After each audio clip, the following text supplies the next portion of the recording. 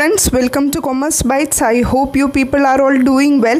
നമ്മൾ morning series ആയിട്ട് ഒരു വീഡിയോ ക്രിയേറ്റ് ചെയ്തിരുന്നു. ഓൾമോസ്റ്റ് ഒരു 10 മിനിറ്റ്സിന് ഉള്ളിൽ വരുന്നത്.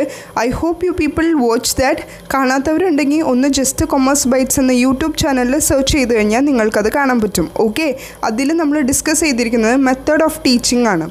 ഈ ഒരു സെക്ഷനിൽ നിന്ന് ഒരു ക്വസ്റ്റ്യൻ മസ്റ്റായിട്ട് വരും. അതുകൊണ്ടാണ് നമ്മൾ ഇത്ര ഇമ്പോർട്ടൻസിൽ ഈ ഒരു ടോപ്പിക് എടുക്കുന്നത്. ആൻഡ് ഐ തിങ്ക് ഓൾമോസ്റ്റ് ഒരു 4 ടോപ്പിക്സ് ഞാൻ ക്ലിയർ ചെയ്തിട്ടുണ്ട് ആ ഒരു സെക്ഷനിൽ നിന്ന്. Now in this video we are going to complete balance the topics. Okay, balance methods ആണ് നമ്മളിപ്പോൾ നോക്കുന്നത്. Okay, so let's begin. നമ്മൾ തൊട്ട് മുന്നത്തെ വീഡിയോയിൽ ലാസ്റ്റായിട്ട് പറഞ്ഞു നിർത്തിയത് ഫ്ലിപ്ഡ് ക്ലാസ് റൂം ആണ്. ഫ്ലിപ്ഡ് ക്ലാസ് റൂം എന്ന് പറയുന്നത് which is the opposite of normal classroom. നമ്മളുടെയൊക്കെ നോർമൽ ക്ലാസ് റൂമിൽ നിന്ന് ഡിഫറെൻ്റ് ആയിട്ട് ഇപ്പോൾ നമ്മളുടെ സ്റ്റുഡൻസ്, നമ്മളുടെ ബ്രദേഴ്സും സിസ്റ്റേഴ്സും എല്ലാവരും ഈ ഒരു ഓൺലൈൻ ക്ലാസ് അറ്റൻഡ് ചെയ്യുന്നുണ്ട്. അതെങ്ങനെയാണ്? അവരുടെ ടീച്ചർ അവർക്കൊരു ലിങ്ക് അയച്ചു കൊടുക്കും, അതിൽ അവർ കയറി ജോയിൻ ചെയ്യും. അങ്ങനെയാണ് അവരുടെ ഇപ്പോഴത്തെ ഒരു ക്ലാസ് രീതി പോകുന്നത്. അതുപോലെ തന്നെയാണ് ഫ്ലിപ്ഡ് ക്ലാസ് റൂം. അതായത് വീട്ടിൽ വെച്ച് അവരുടെ ആ ഒരു വീഡിയോ ലെക്ചർ, അതായത് മാമിൻ്റെ വീഡിയോ ലെക്ചർ അവരത് കാണും. അത് കഴിഞ്ഞ് ക്ലാസ്സിൽ ചെന്ന് കഴിയുമ്പോൾ അവർ അസൈൻമെൻറ്റ്സ് വർക്കൗട്ട് ചെയ്യും. അതാണ് ഫ്ലിപ്ഡ് ക്ലാസ് റൂം. ഇനി now let's check out what is kinesthetic learning. Kinesthetic learning നമ്മൾക്ക് റിലേറ്റ് ചെയ്യാൻ പറ്റുന്നത് നമ്മൾ ഇൻ്റലിജൻസിൻ്റെ ടൈപ്സ് പഠിച്ചിട്ടുള്ളവരാണ് അല്ലേ. ടൈപ്സ് ഓഫ് ഇൻ്റലിജൻസിൻ്റെ വീഡിയോ കാണാത്തവരുണ്ടെങ്കിൽ അത് ജസ്റ്റ് കണ്ടു നോക്കിക്കോളൂ, വളരെയധികം ഹെൽപ്ഫുൾ ആകും. അതുപോലെ തന്നെ ഈ ടൈപ്സ് ഓഫ് ഇൻ്റലിജൻസിൻ്റെ ക്വസ്റ്റ്യൻ നിങ്ങൾക്ക് ഷുവറായിട്ട് എക്സ്പെക്റ്റ് ചെയ്യാം. ഓക്കെ, അതിൽ പറയുന്ന സെയിം സംഭവം തന്നെയാണ് ഇവിടെയും നമ്മൾ പറയുന്നത്. അതായത് ഈ ഒരു കൈനസ്തെറ്റിക് ലേണിങ്ങിനെ വിളിക്കുന്നത് ടാക്റ്റൈൽ ലേണിംഗ് എന്നും അഥവാ ഹാൻഡ്സ് ഓൺ ലേണിംഗ് എന്നാണ് ഈ ഒരു പെർട്ടിക്കുലർ ലേണിങ്ങിനെ വിളിക്കുന്നത്. ഈ ഒരു ടൈപ്പ് ഓഫ് ലേണിംഗ് എങ്ങനെയാണെന്ന് വെച്ച് കഴിഞ്ഞാൽ there is more emphasis on physical activities instead of lectures on demonstration. Lectures and demonstration അല്ല ഇവിടെ ഫോക്കസ് കൊടുക്കുന്നത്. പകരം it emphasizes on physical activities. Students learn by experience, role playing, drama, sports, drawing. ഇതുപോലുള്ള കാര്യത്തിലാണ് ഈ ടൈപ്പ് ഓഫ് ലേണിംഗ് കൂടുതൽ importance കൊടുക്കുന്നത്. Okay, അപ്പോൾ ഈ ഒരു കൈനസ്തെറ്റിക് ലേണിങ്ങിൻ്റെ പ്രത്യേകത നിങ്ങൾ ചിന്തിക്കേണ്ടത് എന്താണെന്ന് വെച്ച് കഴിഞ്ഞാൽ emphasize on the physical activities. ഫിസിക്കൽ ആക്ടിവിറ്റീസിനാണ് ഈ ടൈപ്പ് ഓഫ് ലേണിംഗ് കൂടുതൽ ഇമ്പോർട്ടൻസ് കൊടുക്കുന്നത്. അതുപോലെ തന്നെ ഈ ഒരു കൈനസ്തെറ്റിക് ലേണിംഗ് എന്ന് വിളിക്കുന്നത് ടാക്റ്റൈൽ ലേണിംഗ് എന്നും അതുപോലെ തന്നെ ഹാൻഡ്സ് ഓഫ് ലേണിംഗ് എന്നും വിളിക്കും. സോ ഈ ഒരു പേര് കണ്ടാൽ നിങ്ങൾ പേടിക്കേണ്ട ആവശ്യമില്ല. അതുകൊണ്ടാണ് ഞാൻ ഈ പേര് നിങ്ങൾക്ക് സ്പെസിഫൈ ചെയ്ത് പറയുന്നത്. കൈനസ്തെറ്റിക് ലേണിങ്ങിൻ്റെ മറ്റ് പേരുകളാണ് tactile learning and hands on learning. Okay, പിന്നെ ഈ ഒരു ലേണിങ്ങിൻ്റെ ബെസ്റ്റ് മെറിറ്റ് പോയിൻ്റ് എന്ന് പറയുന്നത് such activities are good in engaging students so that they learn with greater interest and curiosity.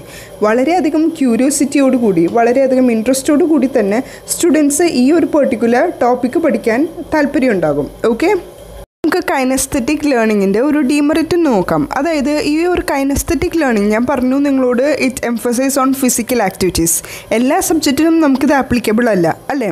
ഇത് തന്നെയാണ് ഇതിൻ്റെ ഡീമെറിറ്റ്. അതായത് not all subjects can be taught using such methods. Understood? ഇനി moving to the next section, അതായത് discussion എന്ന ഒരു ടോപ്പിക്കിലേക്കാണ് ഇനി നമ്മൾ നോക്കാൻ പോകുന്നത്. ഡിസ്കഷൻ ഞാൻ ഇത് നിങ്ങൾക്ക് എക്സ്പ്ലെയിൻ ചെയ്ത് തരേണ്ട ആവശ്യം ഉണ്ടാവില്ല. ഈവൻ തോ ഞാൻ അതിൻ്റെ കുറച്ച് ഇമ്പോർട്ടൻ്റ് ആയിട്ടുള്ള പോയിൻറ്റ്സ് മാത്രം ഞാൻ നിങ്ങൾക്കൊന്ന് പറഞ്ഞു തരാം. As A teacher, as A future teacher, U people should understand this topic clearly. അതുപോലെ തന്നെ നമ്മൾക്ക് വർക്കൗട്ട് ചെയ്യാൻ പറ്റുന്ന ഒരു ടീച്ചിങ് മെത്തേഡാണ് ഡിസ്കഷൻ എന്ന് പറയുന്നത്. അതായത് നമ്മളിപ്പോൾ പഠിപ്പിക്കാൻ പോകുന്ന ആ ഒരു പെർട്ടിക്കുലർ ടോപ്പിക്ക് നമുക്ക് സ്റ്റുഡൻസിന് കൊടുക്കാം. എന്നിട്ട് let the students tell what they know about that particular topic. Right? അത് വളരെയധികം നല്ലതാണ്. നല്ല എഫക്റ്റീവായിട്ടൊരു മെത്തേഡാണ് ഈ ഒരു ഡിസ്കഷൻ മെത്തേഡ്. ഓക്കെ, ഈ ഡിസ്കഷൻ മെത്തേഡിൻ്റെ മെയിൻ ആയിട്ടുള്ള ഒരു ഹൈലൈറ്റ് എന്ന് പറയുന്നത് this is a 2-way communication. 2-way of communication ഉണ്ടാവും. ഒരാൾ മാത്രം ഇരുന്നല്ല പറയുന്നത്. ബോത്ത് എത്ര പേരുണ്ടോ ഡിസ്കഷന് അത്രയും പേരുടെ വ്യൂ പോയിൻറ്റ്സ് ആണ് നമ്മൾ ആ ഒരു പെർട്ടിക്കുലർ ടോപ്പിക്കിൽ നിന്ന് നോക്കാൻ പോകുന്നത്. ഓക്കെ, ഈ ഡിസ്കഷൻ മെത്തേഡ് എന്ന് പറയുന്നത് പല രീതിയിലാകാം. മേ ബി ടീച്ചറും സ്റ്റുഡൻസും തമ്മിലൊരു ഡിസ്കഷൻ ആകാം, അല്ലെങ്കിൽ ബിറ്റ്വീൻ ദ സ്റ്റുഡൻസ് നമുക്ക് സെക്ഷനായിട്ട് 2 ടീമായിട്ട് ഡിവൈഡ് ചെയ്തിട്ട് ടീം എ ടീം ബി എന്ന് ഡിവൈഡ് ചെയ്തിട്ട് ആ കുട്ടികൾക്ക് ആ ഒരു ചാൻസ് കൊടുക്കാം. അതുപോലെ തന്നെ ടീച്ചർ എന്ന സ്ഥിതിക്ക് നമ്മളെന്താ ചെയ്യേണ്ടത്? നമ്മൾ ഓരോ സ്റ്റുഡൻറ്റും പറയുന്ന അവരുടെ വ്യൂ പോയിൻ്റ് നമ്മൾ അസസ് ചെയ്യണം. ഓക്കെ, ഈ ഒരു കുട്ടി ഈ ഒരു വ്യൂ പോയിൻ്റ് പറഞ്ഞു, ഇറ്റ് ഈസ് ഗുഡ്, കൊള്ളാം, നല്ലൊരു വ്യൂ പോയിൻ്റ് ആണ് ആൾ പ്രസൻറ്റ് ചെയ്തത് എന്നുള്ള ഒരു അസസിങ് നമ്മൾക്ക് അവിടെ നടത്താം. Okay, and at the end teacher can sum up all the points.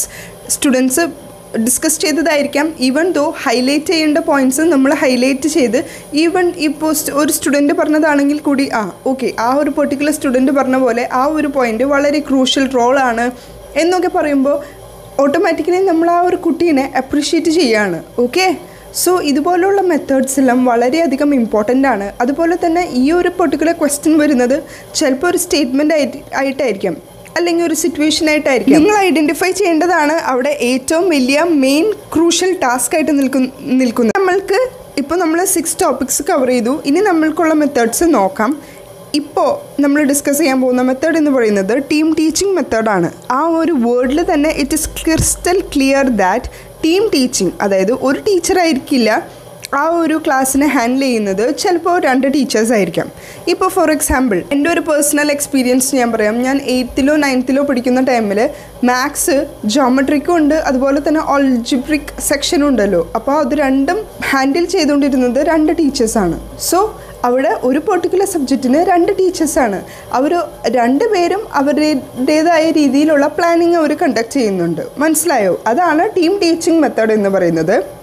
ഈ ഒരു ടീം ടീച്ചിങ് മെത്തേഡിൻ്റെ ബെസ്റ്റ് ആയിട്ടുള്ള മെറിറ്റ് എന്ന് പറയുന്നത് ഇറ്റ് എൻകറേജ് ദ ഫ്രണ്ട്ഷിപ്പ്. 2 ടീച്ചേഴ്സും മാത്സ് ആണ്. സോ അവർക്ക് തമ്മിൽ ഒരു ഫ്രണ്ട്ഷിപ്പ്, ഒരു ബോണ്ട്, അദൃശ്യമായ നൂലെന്നൊക്കെ പറയില്ലേ, അതുപോലെ ഒരു ബോണ്ട് ക്രിയേറ്റ് ആവും. ഒരു പോസിറ്റീവ് മൈൻഡ് ആയിരിക്കും. 2 പേരും നല്ല രീതിയിൽ തന്നെ മുന്നോട്ട് പോയി കഴിഞ്ഞാൽ അവിടെ ഒരു പോസിറ്റീവ് മൈൻഡ് ആയിരിക്കും, അവിടെ ഒരു ടീം സ്പിരിറ്റ് കയറും. ഓക്കെ, ടീച്ചേഴ്സിൻ്റെ ഇടയിൽ.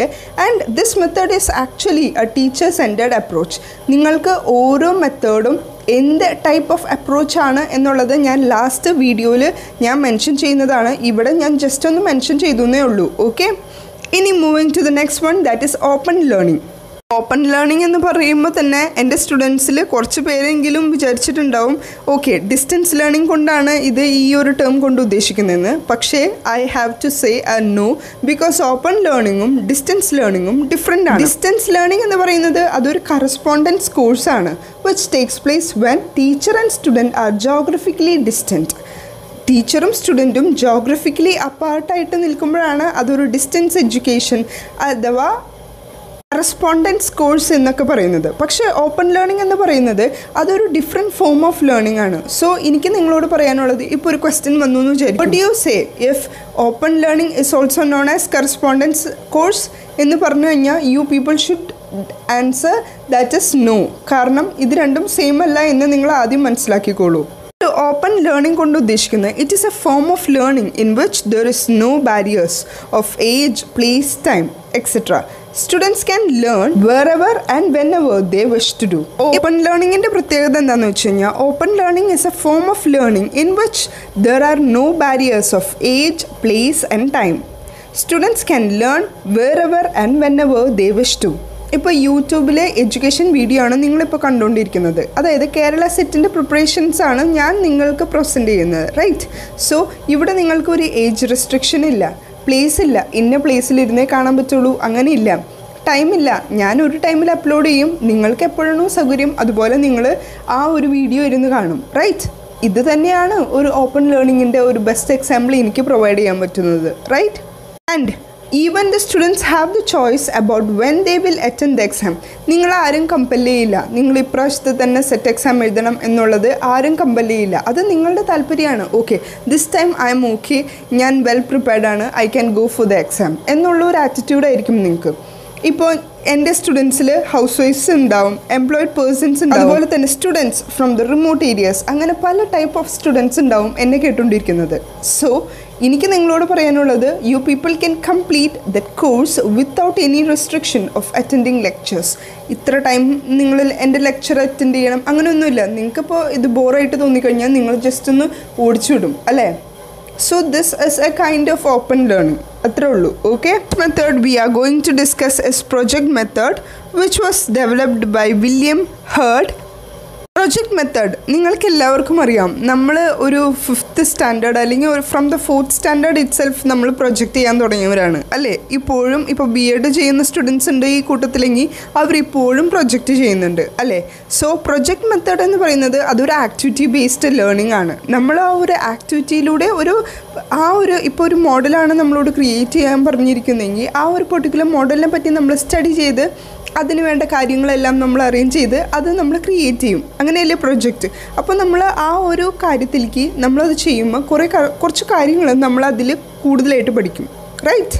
അതുപോലെ തന്നെ നമ്മളിപ്പോൾ BCom-ഉം MCom-ഉം എല്ലാം ചെയ്തവരാണ്, റൈറ്റ്. സോ ഇപ്പോൾ ആ ഒരു പെർട്ടിക്കുലർ കോഴ്സ് നമ്മൾ ചെയ്യുമ്പോൾ ആ ഒരു പെർട്ടിക്കുലർ കോഴ്സ് നമ്മൾ ചെയ്യുമ്പോൾ നമ്മൾക്കുണ്ടാവും ഓരോ ഇയറിലും അല്ലെങ്കിൽ അറ്റ് ദ ഫൈനൽ ഇയർ നമുക്കൊരു പ്രൊജക്റ്റ് ഉണ്ടാവും അല്ലേ. സോ ഓരോ പ്രൊജക്റ്റ് റിപ്പോർട്ടിലും നമ്മളുടേതായ കണ്ടെത്തലുകൾ, അതായത് നമ്മൾ കണ്ടെത്തിയ റിസർച്ച് എന്നുള്ള രീതിയിലുള്ള ഡേറ്റാസ് ആയിരിക്കും നമ്മളവിടെ ഫയൽ ചെയ്യുന്നത് അല്ലേ.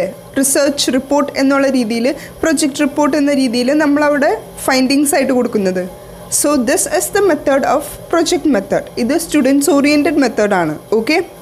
ഈ ഒരു പ്രൊജക്റ്റ് മെത്തേഡിൻ്റെ ഡീമെറിറ്റ് ആയിട്ട് നമുക്ക് പറയാൻ പറ്റുമോ എന്നറിയില്ല. ഈവൻ ദോ നമുക്ക് പറയാം it can be a time consuming. Ready-made projects are also available in the market easily, right. നമ്മളിപ്പോൾ ഒരു എഞ്ചിനീയറിംഗ് സ്റ്റുഡൻറ്റിനോട് ചോദിച്ചു കഴിഞ്ഞാൽ അവർക്കറിയാം, അതായത് 80,000 റുപ്പീസോ അല്ലെങ്കിൽ നിയർലി 1 lakh കൊടുത്തു കഴിഞ്ഞാൽ അവർക്ക് പെർഫെക്റ്റ് ആയിട്ടുള്ള സൂപ്പർ പ്രൊജക്റ്റ് അവർക്ക് കിട്ടും. അതുപോലെ ഓരോ മാർക്കറ്റിലും ഇതുപോലെയുള്ള പ്രൊജക്ട്സ് വളരെയധികം അവൈലബിൾ ആണ്. അങ്ങനെ പർച്ചേസ് ചെയ്ത് കഴിഞ്ഞാൽ അവിടെ പ്രൊജക്റ്റ് മെത്തേഡിൻ്റെ ആ ഒരു യൂസ്ഫുൾനെസ് നമുക്ക് മനസ്സിലാക്കാൻ പറ്റില്ല. So the purpose of project is not fulfilled, right. So ഈ ഒരു പോയിന്റും കൂടെ ഒന്ന് നോട്ട് ഡൗൺ ചെയ്യുന്നത് വളരെയധികം നല്ലതായിരിക്കും.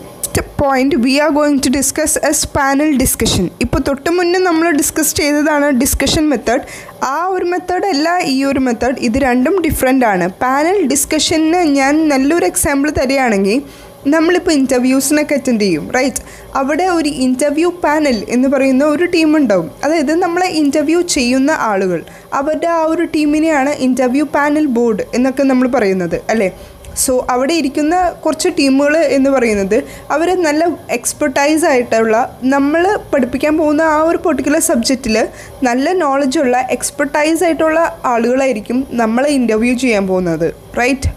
സോ ഇത് ഞാൻ നിങ്ങൾക്ക് പാനലിൻ്റെ അർത്ഥം നിങ്ങൾക്ക് ആ ഒരു എക്സാമ്പിൾ കിട്ടിക്കോട്ടെ എന്ന് വിചാരിച്ച് ഞാൻ മെൻഷൻ ചെയ്തതാണ്. പാനൽ ഡിസ്കഷൻ എന്ന് പറയുന്നത് ഇതുപോലുള്ള എക്സ്പേർട്സിനെ വെച്ചിട്ട് നമ്മളൊരു പാനൽ ഡിസ്കഷൻ ഒരു ഡിസ്കഷൻ നമ്മൾ ക്രിയേറ്റ് ചെയ്യുന്നു അല്ലെങ്കിൽ ഹെൽഡ് ചെയ്യുന്നു എന്നുള്ളൊരു അർത്ഥമാണ് ഈ ഒരു പാനൽ ഡിസ്കഷൻ കൊണ്ട് ഉദ്ദേശിക്കുന്നത്.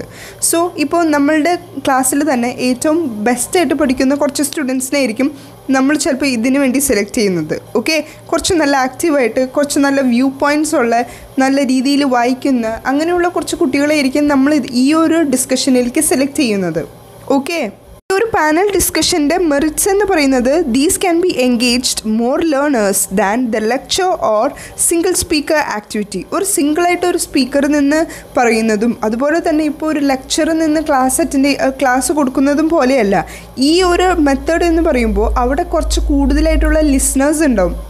എന്തൊക്കെയാണ് അവരുടെ വ്യൂ പോയിൻ്റ് എന്ന് കേൾക്കാനായിട്ട് സ്റ്റുഡൻസ് ഉണ്ടാവും. അതുപോലെ തന്നെ students will get to know and learn from the experts in the field. ഇപ്പം നമ്മൾ ഒരു പെർട്ടിക്കുലർ ടോപ്പിക്കിനെ പറ്റി ഇപ്പം നമ്മൾക്ക് തന്നെ അറിയാം, നമ്മുടെ കോളേജ് ലൈഫിൽ ഓരോ പ്രോഗ്രാം ഉണ്ടാവും. ആ ഓരോ പ്രോഗ്രാമിനും ഗസ്റ്റുകൾ ഉണ്ടാവും. ആ ഓരോ ഗസ്റ്റ് എന്ന് പറയുന്നത് ആ ഗസ്റ്റിന് അത്യാവശ്യം നല്ല രീതിയിൽ തന്നെ ആ ഒരു ഏരിയയിൽ എക്സ്പെർട്ടൈസ് നോളജുള്ള ആ ഒരു ഗസ്റ്റ് ആയിരിക്കും നമ്മളുടെ ആ ഒരു പ്രോഗ്രാമിന് വരുന്നത്. സോ നമ്മൾ ആ ഗസ്റ്റ് പറയുന്ന കുറച്ച് ഇമ്പോർട്ടൻ്റ് ആയിട്ടുള്ള പോയിൻറ്റ്സ് നമ്മളുടെ മൈൻഡിലേക്ക് വരും. ഈ ഒരു പോയിൻറ്റുകളൊക്കെയാണ് വളരെ ഇമ്പോർട്ടൻ്റ് ആയിട്ട് പറഞ്ഞു തന്നത് എന്നുള്ളത് നമുക്ക് മനസ്സിലാവും അല്ലേ. അതുപോലെയാണ് ഈ ഒരു പാനൽ ഡിസ്കഷനിലും പറയുന്നത്. അതായത് students will get to learn from the experts in the field. By observing the discussion, students will learn how to communicate their ideas and viewpoint. ഇതുപോലെയുള്ള പാനൽ ഡിസ്കഷൻ്റെ ബെസ്റ്റായിട്ടും മോസ്റ്റ് ഇമ്പോർട്ടൻ്റ് ആയിട്ടുള്ള മെറിറ്റാണ് ഇപ്പോൾ പറഞ്ഞത്. അതായത് ഒരു ഡിസ്കഷൻ രീതി സ്റ്റുഡൻസ് കണ്ടു കഴിയുമ്പോൾ അവർക്ക് മനസ്സിലാവും ഈ ഒരു രീതിയിൽ നമ്മൾ സംസാരിക്കണം, അല്ലെങ്കിൽ ഇതുപോലെയുള്ള വ്യൂ പോയിൻറ്റ്സ് ആണ് നമുക്ക് അവിടെ കൂടുതൽ ഇമ്പോർട്ടൻസ് കൊടുക്കുന്നത്. ആ ഒരു സ്റ്റൈലിൽ വേണം നമുക്ക് സംസാരിക്കാൻ. അവർ സംസാരിക്കുന്ന രീതി അതുപോലെ തന്നെ അവരുടെ വ്യൂ പോയിൻറ്റ്സ് എല്ലാം സ്റ്റുഡൻസ് അനലൈസ് ചെയ്യും. ഇത് വളരെ ഇമ്പോർട്ടൻ്റ് ആയിട്ടുള്ള ഒരു മെറിറ്റാണ് പാനൽ ഡിസ്കഷൻ്റെ. ഓക്കെ, അതോടൊപ്പം തന്നെ let me add the demerits of this panel discussion. കുറച്ച് സ്റ്റുഡൻസ് ചിലപ്പോൾ അത് നല്ല ഇൻട്രസ്റ്റോടുകൂടി കേട്ടിരിക്കും. അതുപോലെ തന്നെ കുറച്ച് സ്റ്റുഡൻസ് ഉണ്ടാവും അവർക്ക് ആ ഒരു പെർട്ടിക്കുലർ ടോപ്പിക്കിനെ പറ്റി പോലും അവർക്ക് ഇൻട്രസ്റ്റ് അല്ലാത്തൊരു ടോപ്പിക്കായിരിക്കും സംസാരിക്കുന്നത്. ചിലപ്പോൾ അവർക്ക് വളരെയധികം they will be getting so bored. So rest of the class might be get bored during this activity. ഇതുപോലൊരു ആക്ടിവിറ്റി നമ്മൾ പ്രൊവൈഡ് ചെയ്യുമ്പോൾ കുറച്ച് സ്റ്റുഡൻസൊക്കെ കേട്ടിരിക്കും, നല്ല ഇൻട്രസ്റ്റോടു കൂടി കേട്ടിരിക്കും. If those students have a interest on that particular topic. If the students are not interested in that particular topic, they will be getting bored. Okay, so I hope panel discussion is all clear to you, right? Last topic of this series is brainstorming. Brainstorming sessions are marked by spontaneity. അതായത് spontaneous ആയിട്ടുള്ള ആ ഒരു creation ആയിരിക്കും brainstorming conduct ചെയ്യുന്നത്. In such sessions participants have to share their opinions or ideas about the topic. Same നമ്മുടെ discussion പോലെ തന്നെ ഒരു ഡിഫറെൻ്റ് ആയിട്ടൊരു ആസ്പെക്റ്റാണ് ബ്രെയിൻ സ്ട്രോമിംഗ് എന്ന് പറയുന്നത്. ഒരു പെർട്ടിക്കുലർ ടോപ്പിക്ക് സ്റ്റുഡൻസിന് പ്രൊവൈഡ് ചെയ്യും. സ്പോണ്ടേനിയസ് ആയിട്ട് ആ സ്റ്റുഡൻസിന് എന്തൊക്കെയാണോ അവർക്ക് ആ ഒരു പെർട്ടിക്കുലർ ടോപ്പിക്കിനെ ബന്ധപ്പെടുത്തി പറ്റുന്ന പോയിൻറ്റ്സ് എന്തൊക്കെയാണോ അതെല്ലാം അവർ ഷൂട്ട് ഡൗൺ ചെയ്യും. Okay, ideas flow without any evaluation. അവിടെ ഒരു ഇവാലുവേഷൻ ഇല്ലാതെ അവർ ജസ്റ്റ് അവരുടെ ഐഡിയാസും അവർക്കുള്ള കീ പോയിൻറ്റ്സും എല്ലാം അവർ പറയും. Ideas are noted on the board or on the paper, and then at the end of the session the best ideas are chosen and the similar ideas are clubbed. So ഇവിടെ ഒരു teacher എന്ന് പറയുന്നത് facilitator in such sessions ആയിരിക്കും. Teacher എങ്ങനെയാണെന്ന് വെച്ച് കഴിഞ്ഞാൽ ഏറ്റവും ബെസ്റ്റായിട്ടുള്ള ആ ഒരു പോയിൻ്റ് പറഞ്ഞ ആളെ വ്യക്തമായി നമ്മൾ ആ ഒരു പോയിൻ്റ് നോട്ട് ഡൗൺ ചെയ്യും. അതുപോലെ തന്നെ സിമിലർ ആയിട്ടുള്ള പോയിൻറ്റ്സ് ക്ലബ് ചെയ്യുകയും ചെയ്യും. ആൻഡ് അറ്റ് ലാസ്റ്റ് അത് റീഡ് ഡൗൺ ചെയ്യും. അങ്ങനെ വരുമ്പോൾ സ്റ്റുഡൻസിന് കുറച്ചും കൂടെ കൂടുതൽ എൻകറേജ്മെൻ്റ് ആയിരിക്കും ഈ ഒരു ബ്രെയിൻ സ്ട്രോമിംഗ് സെഷൻ എന്ന് പറയുന്നത്. കുട്ടികൾക്ക് ആ ഒരു പെർട്ടിക്കുലർ ടോപ്പിക്കിനെ പറ്റി എന്തൊക്കെ അറിയാവുന്നോ അതെല്ലാം ബാക്കിയുള്ള സ്റ്റുഡൻസായിട്ട് ഷെയർ ചെയ്യണം. സോ ആ ഒരു കേട്ടിരിക്കുന്ന കുട്ടികൾക്കും ആ ഒരു ടോപ്പിക്കിനെ പറ്റി എന്തൊക്കെയോ അറിയാം എന്നുള്ളൊരു ലെവലാവും at the end of that brainstorming session. Okay, ഈ ഒരു സെഷനിൽ നിന്ന് ക്വസ്റ്റ്യൻ വരാൻ വളരെയധികം ചാൻസ് ഉണ്ട്. ക്വസ്റ്റ്യൻ ഇങ്ങനെയായിരിക്കും: which method helps in production large number of ideas. Large number of ideas എന്ന് കണ്ടു കഴിഞ്ഞാൽ ഉറപ്പിച്ചോ അത് ബ്രെയിൻ സ്ട്രോമിംഗ് ആണ്. ഓക്കെ, ഞാൻ നിങ്ങളോട് പറഞ്ഞിരുന്നു നമ്മളിപ്പോൾ ഡിസ്കസ് ചെയ്ത മെത്തേഡ്സിൻ്റെ ടീച്ചർ സെൻറ്റേർഡ് ആണോ ലേണർ സെൻറ്റേർഡ് ആണോ എന്ന് ഞാൻ ലാസ്റ്റ് മെൻഷൻ ചെയ്യാമെന്നുള്ളത്. ലെക്ചർ മെത്തേഡ് നമുക്ക് എല്ലാവർക്കും അറിയാവുന്ന പോലെ അതൊരു ടീച്ചിങ് മെത്തേഡാണ്, ടീച്ചർ സെൻട്രിക് മെത്തേഡാണ്. ഓക്കെ, അതുപോലെ തന്നെ ടീം ടീച്ചിങ് മെത്തേഡ് നമ്മൾ പറഞ്ഞു, അതും ടീച്ചർ സെൻറ്റേർഡ് ആയിട്ടുള്ള ഒരു അപ്രോച്ചാണ്. ആൻഡ് ഡെമോൺസ്ട്രേഷൻ മെത്തേഡും ടീച്ചർ സെൻറ്റേർഡ് ആണ്. ബിക്കോസ് ടീച്ചറാണ് ഓരോന്ന് ഡെമോൺസ്ട്രേറ്റ് ചെയ്ത് കൊടുക്കുന്നത്.